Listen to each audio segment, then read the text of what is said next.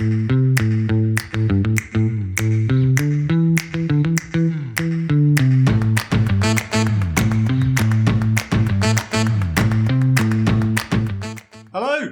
and welcome to another episode of the Digital Prosperity Podcast with me, Andy Gibbons.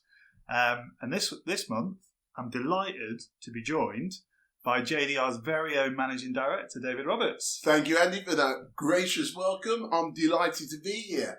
Haven't done one of these for a while, so I'm looking forward to it. No, exactly, yeah. Today we're going to be discussing the essential mindset to have in modern sales. Yeah.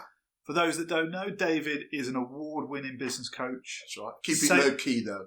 Sales trainer, motivator of men and women, as well as running a successful inbound marketing agency. Yeah. So if you're a business owner that's actively involved in sales, looking to get the best results from your sales team, this episode is going to be perfect for you. Yes. So I'm looking forward to it, as I said, Andy. Absolutely. So as a business owner yourself, Yeah. you've been in sales large part of your career. Correct. How important, get straight into it, is mindset when it comes to sales? Well, I'm glad you got straight into it, Andy, because I believe that a lot of business owners, salespeople, don't recognise how important it is for them to have the right mindset. Let me really go into what a mindset in sales is. A mindset in sales is knowing every day that you're up for the challenge. Yes. Sales is I'm going to be biased, it's one of the hardest things someone can enter into. That's why there's such a big failure rate. Yeah. And why is there a big failure rate with people in sales? Is because the rejection, just to name one thing, the mindset you need to be able to get up every day and be confident you can hit targets, the people you have to associate with and try and attract as clients and customers, that takes a toll on your thinking. Absolutely. And you can be easily put off by what people think about your product, your service, the way you present yourself. There's all sorts of challenges in becoming a successful salesperson. And the way you overcome that is by knowing for yourself that mentally you're up for the challenge. You've got to have that mental toughness to sales. What are the key characteristics, would you say, then, when it comes to being a great salesperson? Because you talked about rejection is obviously inevitable in sales. Not everybody's going to buy from you. Mm-hmm. So how do you remain positive in sales, would you say? Right. The way to remain positive is by something that a lot of salespeople and a lot of people in sales fail to do, which is plan. Right. Yeah? You've got to plan for your success. You've got to plan for your success in anything, but especially in sales. You've got to know what your sales system is. Why is that important? Because when you've got a formula to follow, when you go off track, it's so easily to then find out where you've gone off track in order to get back on track. Yes. Yeah? So that sales system, that plan that run alongside each other will take you to your destination, i.e. the winning of clients. Yes. Yeah? So how many people in sales, and a little bit of marketing as well there, and they're different disciplines, but they are related. Get up every day hoping to hit target rather than knowing they're going to hit target. How many people in sales, and there's a number of different people in sales, because we haven't talked about the different people that are in sales, but they don't recognise they're in sales, actually know how they're going to achieve that new client every day. Quite often it's a prayer, whereas when you're doing it properly, every successful winning client or customer you've planned for. Yeah. You have. So when you're looking at it in today's world, and like the modern world, if you like, the growth in AI, the growth of the internet, how has that mindset changed when it comes to it today? the role of a salesperson has changed. It's evolved, hasn't it? Yeah. In today's world, the mindset change is technology.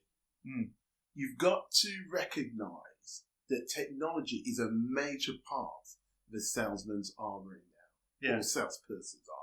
Don't want to upset anybody out there. I'm not missing out some great sales women out there. It's okay. It's a vital part of how you win customers now, because your customers or your clients have changed. Yeah. So the mindset has to be: don't just rely on your personality. Don't just rely on going to network meetings. Yes? Yeah. You've got to rely on the technology as well. You've got to know the technology. You've got to understand it. You've got to embrace it. You've got to know that's part of your sales toolkit as much as you are. That's the key thing, I think, isn't it? Is that you've got to embrace technology rather than be fearful of it, I think. And, because I spoke to someone recently who he described his sales team as they're just order takers. Correct. Today. Yeah. And I think that's naturally dismissive of a sales team because they're not just order takers. Yeah. But that's his perception of it because everyone uses the internet to research and then only makes a buying decision when they come to it. Well, sorry, Andy, I didn't mean to interrupt you. No, that's all right. I was going to say, has that affected, because now obviously we live in this world of people not wanting or feeling like they don't want to be sold to. Whether they ever have done, I don't know. But it feels more so now because of the internet, because people research further. And what impact do you think that has, having that sort of negative perception of salespeople on a salesperson's mindset? I think that I know that whether it's 1985 or now, people have always had that perception. I think so. Okay. Has it got more prevalent in today's society in the way people think about salespeople? I don't think so. That's my personal view. Okay. I think that the only thing that's changed is people now know more information about that product or service before they put their hand up to say, okay, now I want to engage with you or your company or whatever it may be. Yes? Yeah. They have more power and control of the process than they ever have done. So their thought process about what they think about salespeople, may I say not everybody thinks that way, no, but their thought process, I think, is just as strong as it ever been. I think the adaptation that has to be made, these salespeople don't necessarily recognise that they are needed now further down the sales process rather than as early as they did in 1985. Yeah, I think that's the key thing is that if you go back to the 80s, I wasn't born in 1985, but... Me neither. That's a lie. But I suppose is that how people found out about new products and services was salespeople. Correct, but more importantly, if they wanted a product or service, they invariably knew very little about it. Yeah. Yeah? So they needed to engage with somebody to get that information. Much earlier in the process. Much earlier in the process. And that was great for the salesperson. Because it gives them the time to build the relationship with that individual. Absolutely. And that's where the phrase always be closing came out the 80s. And that's one of the reasons why people don't like salespeople. Yeah. Because they feel that they're being sold to. Yes. What's brilliant about today in technology, and this is why you need the mindset, is make that adjustment that you don't actually need to close people anymore. They have the information. Yeah. Yes. You can come together to the right conclusion about buying from your company if you understand that they've already come to a decision that they want the product or service. They're just picking the best individual or company to settle with in terms of who they give their pound shillings to. Yes. Pound shillings, that's an old phrase, Andy. Eh? Hope there's enough people out there to remember what it is. Well, hopefully so. Do you have any other key characteristics when it comes to being a good salesperson? We've talked about remaining positive. I think resilience is probably one that I would put into it. Confidence as well. Any others that you would think of? Okay, there's so many characteristics, Andy. Listening skills, body language, behaviour style. There's so many things you can put in there. But the number one thing that you need is to be relatable. Yeah. Yeah? People, this hasn't changed. People buy from people. Yes. That's always been the case. Mm-hmm. What salespeople can do today, more than ever before, is complicated by misunderstanding the buyer's intention. Yeah. What you have to do as a salesman nowadays, because you've never had, what I get excited about have been someone who's sold without technology and someone who's sold with technology, is if you use technology the right way, you've got so much information about your prospects. Yeah. Yes? Before you engage with them, if you're using information the right way. Yeah. Understanding that and using that to your benefit is the key skill. So when you say to me that, well, Dave, what's important today? What's the other characteristic? It's being able to understand the buyer's journey and know what part you play in that. So when do they start investigating about your product or service? And what journey are they going to go on in order to make a decision they're going to purchase that product or service? How long is that journey? What do they need along that journey? Yes? And that information is available. Yeah. And you can plug in your product or service, that information, that content, at the time they need it. Yes. Back in the day, Andy, we used to have something called filofaxes. Yeah. Yes? Where we used to write everything down about a particular prospect. And when we were talking to that prospect, we'd have to go into the filofax, open it under B for Bertie, write everything down. When shall I get in touch with you? He made the filofax famous, didn't he? Now, you can do a lot of that through technology. You can see what they're doing, how they're doing it through technology. Taking that information and then using it to help them make the right decision is a key characteristic now. Yeah. Being prepared to assimilate information and talk when it's required is so important now, not when it's not required. Yeah.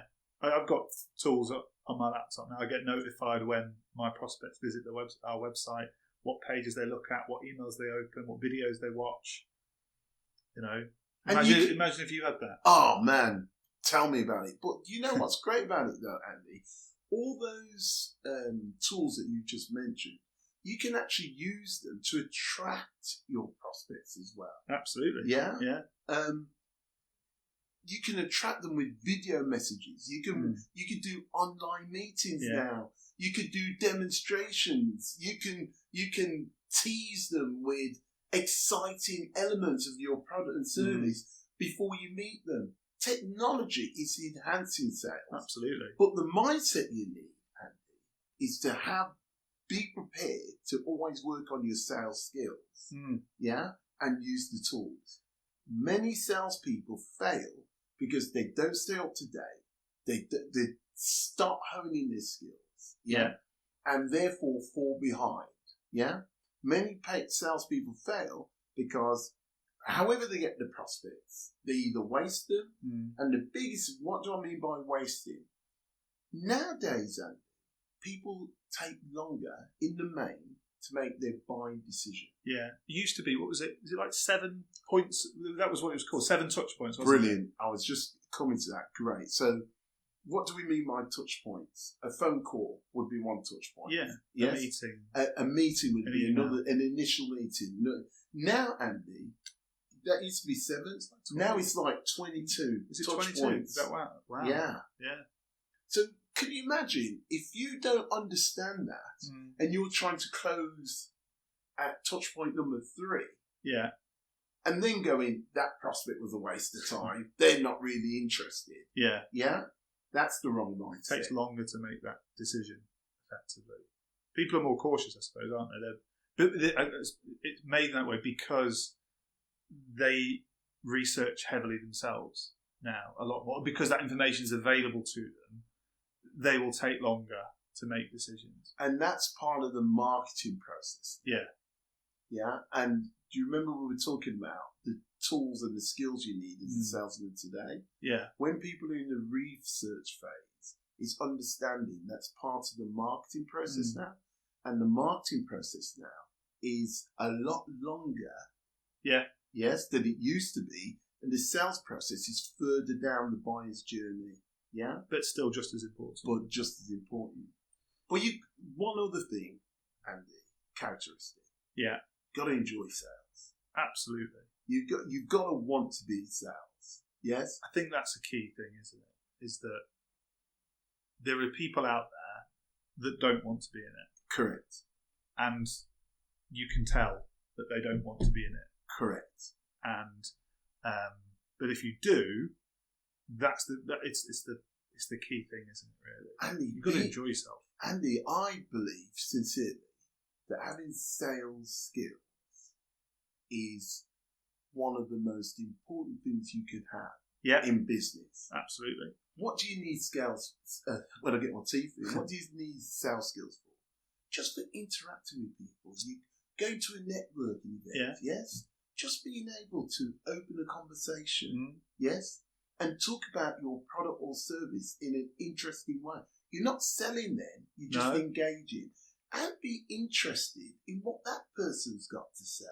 I think that a lot of them are life skills as well.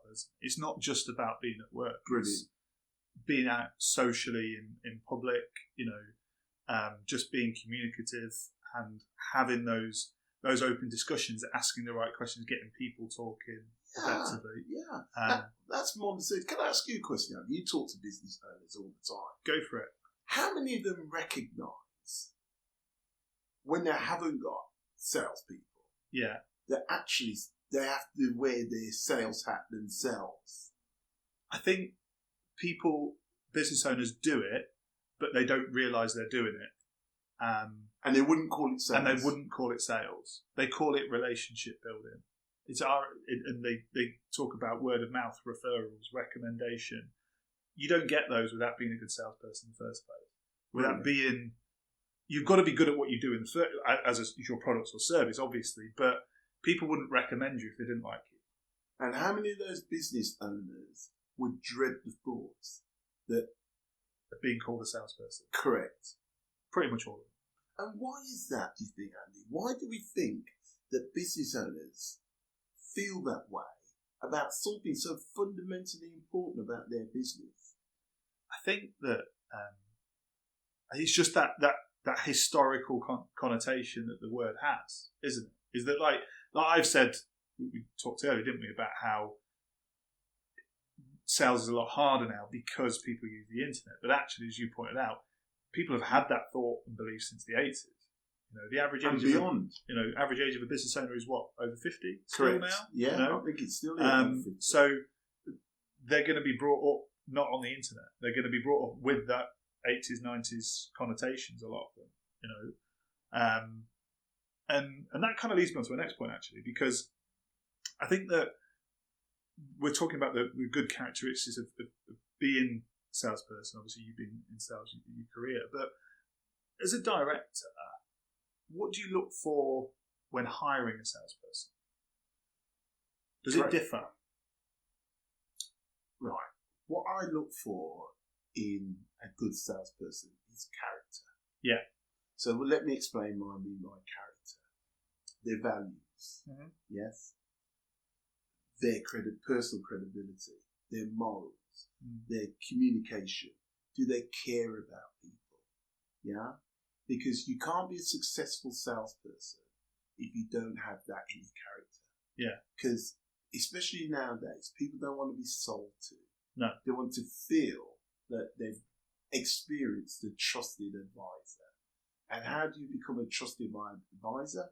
By not being transactional. Mm-hmm.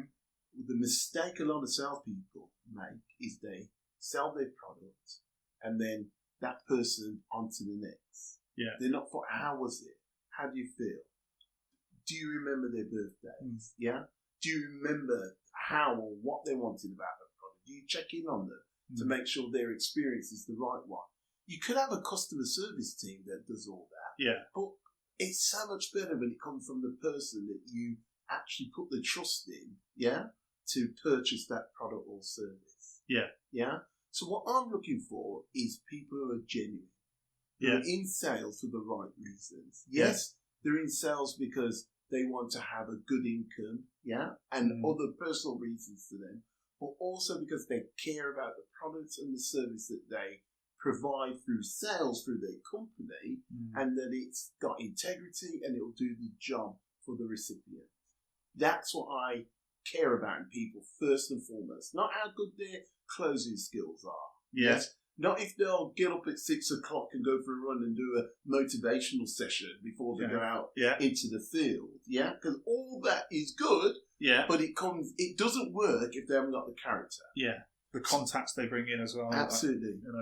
It's not just about that, is it? No, they've also got to be self-motivated. They've got to be able to, because you're going to have good days and bad. It doesn't matter how good you are at sales. You're going to have good days and bad days. They've got to pick themselves up. Yeah. Yes. So they've got to have self-belief, yeah? And then you can inject the sales skills on top of that. That's a perfect salesperson. Yeah. Well, that actually, again, leads me on to my next question, really, is that you've got a sales team. If you're a business owner and you've got, an underperforming sales team, yeah, or you don't think that their mindset is right, how do you solve that? Firstly, the biggest mistake that I experience with sales team is they don't have enough meetings. Right. And they don't have enough meetings that are... you mean internal meetings? Internal. Sorry, okay. Thank you for that distinction. Right. Internal meetings. And they don't have enough internal meetings that are structured and matters, and there's a good outcome at the end of it. Yeah? So therefore, what you have is a lot of individuals rather than a team of salespeople all going to the same goal. That's one of the biggest mistakes that is made in the sales team. The next thing is a lack of training. Right. Somehow, a lot of people, I know how to sell. A lot of salespeople can be resistant. I hope that's changing, by the way. Yeah. Can be resistant to training. Yeah. Yes, and regular training. And it's having the mindset, once again, having the mindset to go, yes, brilliant, I'm doing well, or I can do with more help. And any training is going to advance me forward. Those are really critical in a sales organisation today. Yeah. And if you can't do the training, don't think it's an expense to bring somebody in, yes, to provide that. Yeah. It's an investment in the team. Your job is to make sure you got the right team that will receive that in the right way and take it forward to reward you with new customers or clients off the back of that. Yeah, I think that's a good distinction, is that if you don't necessarily have the skill set yourself, is that you can look at outside experts. I think people are fearful of that because, you don't know my business, you don't know my industry, when actually what you've talked about today extensively, and Will on previous podcasts as well, is that mindset. It's a mind. It applies to everything. What you did in the 80s, what I do today, what people did 20 years ago, 10 years ago, it's all the same, effectively. It's all the similar characteristics. It's just how technology has evolved and how you've got to embrace the technology, use it as well, and keep moving forward. How do you think it's going to change then in the future with sales? So we go 10, 20 years in the future. What's your prediction? Mindset still going to be important? And I've got to be honest and say, where sales exists, it will still be important. But I think sales in the future is going to change significantly. In what way? I think there's going to be less salespeople required. Okay. Yeah. I think that if you look at, let's take the car industry, for example. Yeah. they used to have, across the world, big motor shows on every continent. Yeah? Yeah. And all the major brands would invest heavily in taking their best vehicles across to America or wherever it may be, so that they're physically there, so people can see the new, latest, greatest of their models. Now, those shows are declining. They launch their new models on the internet.